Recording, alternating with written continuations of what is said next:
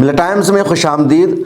तुर्की में मुसाद के लिए काम करने वाले 33 लोगों को गिरफ्तार किया गया है। ये 33 लोग मुसाद के लिए काम कर रहे थे, जासूसी कर रहे थे और फ़लस्तीनी रहनुमाओं को निशाना बना रहे थे। फ़लस्तीनी कॉज के लिए काम करने वालों को ये टारगेट कर रहे थे और टारगेट किलिंग का इन्होंने प्रोग्राम बना रखा था, जिसकी भनक मिल गई तुर्की की सिक्योरिटी एजेंसियों को। और तभी वहाँ की सिक्योरिटी एजेंसियों ने 48 मकाम पर छापेमारी की, रेड मारा, जिसमें 33 लोगों को सबूतों के साथ गिरफ्तार किया गया है।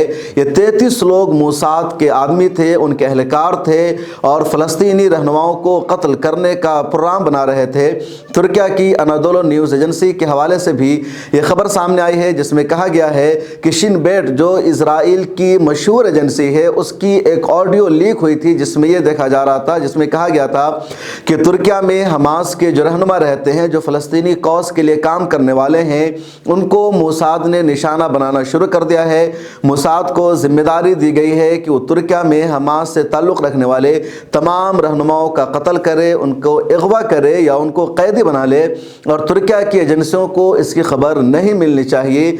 जैसे ही शिन बेट की वो ऑडियो लीक हुई थी, तुर्की की जो एजेंसियां हैं वो एक्टिव हो गई थी, फ़ाल हो गई थी और उन्होंने नज़र रखना शुरू कर दिया था। तभी 50 से ज़्यादा लोगों पर शक हुआ। तुर्की की एजेंसियों को उनकी गहराई से छानबीन की गई, उन पर नज़र रखी गई, उनका ताक़ुब किया गया। गहराई से उन पर तुर्की की एजेंसियों ने नज़र को जमाए रखा। उनमें से 33 अफराद के ख़िलाफ़ पुख्ता सबूत मिल गया कि सभी के सभी इसराइल की खुफिया एजेंसी मोसाद के लिए काम कर रहे हैं, जासूसी कर रहे हैं और तुर्की की दाखिली सलामती से सब खिलवाड़ कर रहे हैं। चुनांचे उन 33 को गिरफ्तार किया गया है। उनमें से कई ने एतराफ़ भी क्या है अनादोलो न्यूज़ एजेंसी का, जैसा कि दावा है कि वो सब इजराइल के मंसूबे को अमली जामा पहना रहे थे। पिछले दिनों इसराइल के वज़ीर-ए-आज़म और वहाँ की सिक्योरिटी एजेंसियों ने अपना ये मंसूबा भी जाहिर किया था कि गज़ा पट्टी में पिछले 3 महीनों में इजरायली सेना को कामयाबी नहीं मिल सकी, उनका हदफ पूरा नहीं हो सका। हमास के किसी भी सीनियर रहनुमा को वो गज़ा पट्टी में नहीं मार सके, न उनके ठिकानों को तबाह बर्बाद कर सके। उसके बाद इन्होंने अपना अगला हदफ तय किया कि दूसरे मुल्कों में हमास के जो रहनुमा रहते हैं, फ़लस्तीनी रहनुमा रहते हैं, उन पर यह हमला करेंगे, उनको निशाना बनाएंगे। और इसी सिलसिले में या इस मंसूबा पर अमल करते हुए बैरूत में हमास के नायब सरबराह सालेह अल अरूरी का कत्ल भी इन लोगों ने कर दिया। तभी तुर्की की एजेंसियां भी मुतहर्रिक हो गई और उन्होंने 33 को गिरफ्तार कर लिया है। हालांकि कहा जा रहा है कि जिस तरह लबनान में इजराइल ने अपने मंसूबा पर अमल कर लिया है, कतर में, तुर्की में या ईरान में इस तरह के मंसूबे पर अमल करना इजराइल की एजेंसियों के लिए मुश्किल होगा। और इजराइल का ये ख्वाब शर्मिंदे ताबिर नहीं हो सकता है, क्योंकि लबनान एक ऐसा मुल्क है जो खाना जंगी का शिकार है, जिसके पास अपनी आर्मी नहीं है, जिसके पास कोई सिक्योरिटी एजेंसी नहीं है, जिसका जो इंफॉर्मेशन सेंटर है या जिसका जो खुफिया सेंटर है वो सब बेबस है, नाकारा है, किसी काम का नहीं है।